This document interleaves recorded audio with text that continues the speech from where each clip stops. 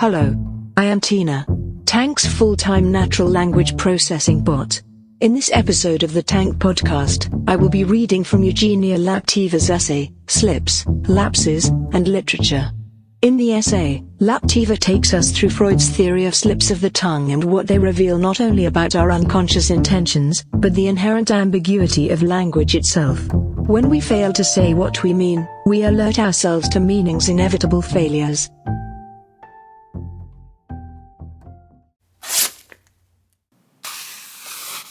Ladies and gentlemen, we shall begin not with premises, but with an investigation.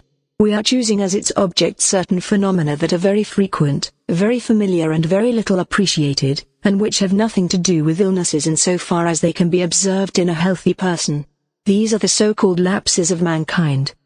This is how Sigmund Freud opens one of his shorter essays written at the beginning of the 1900s, in which he explores, somewhat controversially, the significance of lapses, that is, the verbal and non-verbal mistakes that we regularly make in our everyday lives. An early but seminal text in the history of modern psychology and semantics, this essay focuses on the often neglected yet fascinating features of human existence, namely those paradoxical moments of ambiguity caused by unexpected breaks in the continuity of life. For Freud, even the slightest, ostensibly most insignificant slip or error in communication is meaningful. A person who is intending to say one thing to his beloved will accidentally state the opposite. Another person might suddenly be struck by an outbreak of hysterical laughter, while someone else will inadvertently read a different word than that which is written on the paper in front of him. For instance, on occasion, we might find ourselves automatically telling a white lie in spite of our conscious effort not to do so. Or still, as if compelled by an extraneous force, a musician will find that her fingers are drawn to the wrong note at precisely the point when she feels the most confident. The list is endless, but of one thing we are certain: all examples confront us with a surprisingly similar situation. If we pause for a moment and look closer at these peculiar phenomena, it appears that something more profound can be observed. In each of the aforementioned cases, a disruption takes place in the person's habitual way of thinking. Our logical comportment toward the world collapses and we find ourselves temporarily at odds with ourselves, and acting, as it were, in spite of ourselves. Perhaps, like Freud, we should not reject these curious occurrences in human behavior until we have explored their common denominator. Lapses in language and behavior are hardly stable objects of scientific knowledge. And while some may argue that such inconspicuous events are unworthy of attention, I suggest that we try to set aside our rational prejudices and let these logical crevices lead our thoughts elsewhere, along the poetic paths of history and literature. What is it about these small and daily mistakes that causes such reluctance in us to take them seriously? Could something as fleeting and trivial as a slip of the tongue reveal to us a human predicament infinitely more unnerving than may first appear? Turning briefly to a period in Russian history when the country bore witness to Stalin's autocracy, the late 1920s was a time of intense oppression and enforced national and cultural unification. In an attempt to overcome the backwardness of post-revolutionary Russia, and to unite the vast country, Stalin employed a plethora of coercive measures, strengthened political bureaucratization and centralization, nationalization, terror campaigns, the 5-year plan, purges and brutal collectivization. Socio-political restructurings were fast implemented by the Soviet state, leading to ever-increasingly severe restrictions and regulations on behalf of the population. By the beginning of the 30s, music and writing were strictly censored and all cultural production, including literature, was forced to adhere to the rules of the official art movement, socialist realism. Revived again was the age-old Aristotelian notion of mimesis, according to which art is supposed to be a pure reflection of society in order to promote the right ideals, as well as to instruct the people how to live and consequently assist the formation of social and ideological unity. As with every dictatorship throughout history, in order to secure total political dominance, Stalin had to ensure that there was little space for social criticism and consequently limited possibilities for contemplative thought. As a result, all competing voices were silenced and a dialogue of personalities was denied. Stalin, the central authority from which all meaning seemingly emanated, became the nucleus and personification of absolute truth. During the Soviet era, as the Russian literary theorist, Mikhail Bakhtin, 1895–1975, argued in his famous essay Discourse in the Novel, the language of officials was effectively passed off as universal and directly expressive of reality. Presented as a neutral medium as well as the anchor of certainty and objectivity, language itself became a means of homogenizing the consciousness of the masses and reducing them to passive, malleable, consumers of meaning. According to Bakhtin, language is not an autonomous given but a complex product of signifying structures based on discontinuity and difference. Echoing the Saussurean definition of the linguistic sign, Bakhtin argued against the pervading Aristotelian ideals of representation and showed how languages, words, speech acts and readings are fundamentally dialogic. He explained that each semantic entity is inseparably merged with the other.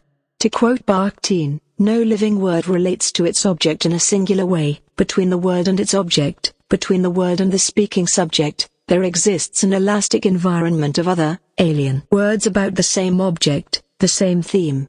Hence all language is a dynamic play of interweaving and opposing forces.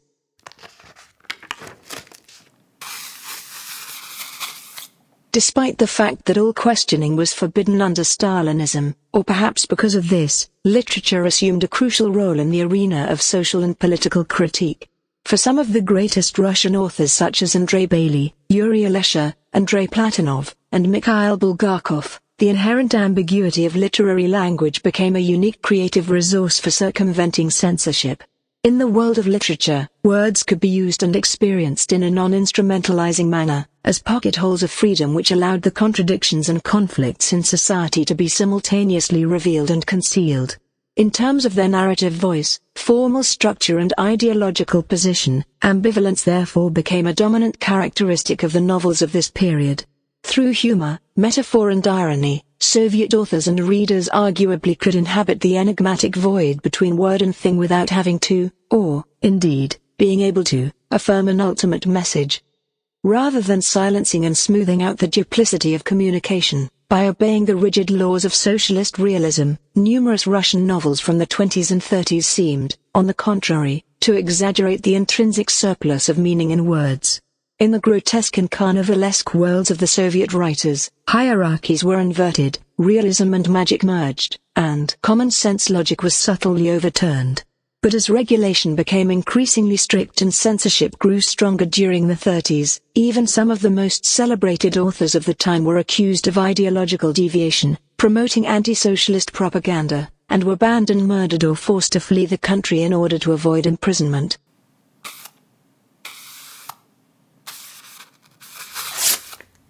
The lapse, for Freud, is considered to be something meaningful insofar as it highlights a disjunction within consciousness. In a slip of the tongue, for example, conscious thought is split and confronted, albeit for a second, with the presence of its unconscious source. Language suddenly ceases to be a means through which we can accurately comprehend and take control of reality and our reactions. Recalling Bakhtin's thoughts on the dialogic nature of language, the lapse, unlike normative thinking and speaking, makes noticeable precisely this latent presence of the other, the infinite and absent meanings upon which all language is founded. In other words, it points to the obscurity of meaning which must be suppressed in our everyday communication in order to make sense of things. In much the same manner as the joke, dream or pun, however, slips demand a suspension of this reality principle, forcing us to momentarily recognize that we are not always the masters of ourselves and others. In the absurd realm of Bulgakov's The Master and Margarita or Platonov's The Foundation Pit, rational certainty crumbles and a sense of ambivalence rules. The line between word and object is refracted, depriving us of the possibility of identifying any single given truth.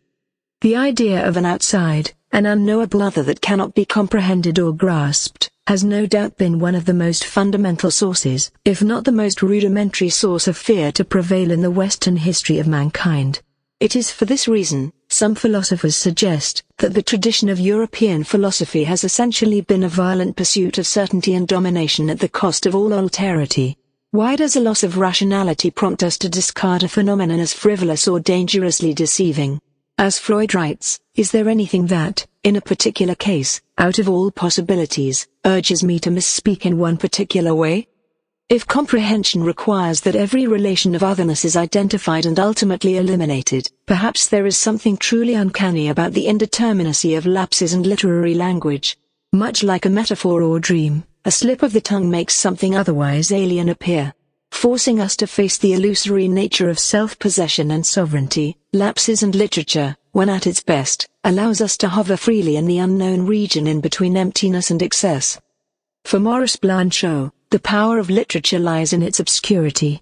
The writer is pulled into a realm of uncertainty by the dreadful desire that colors the canvas of the writer's life and yet compels him or her to respond to the dizzying and devastating force of fascination.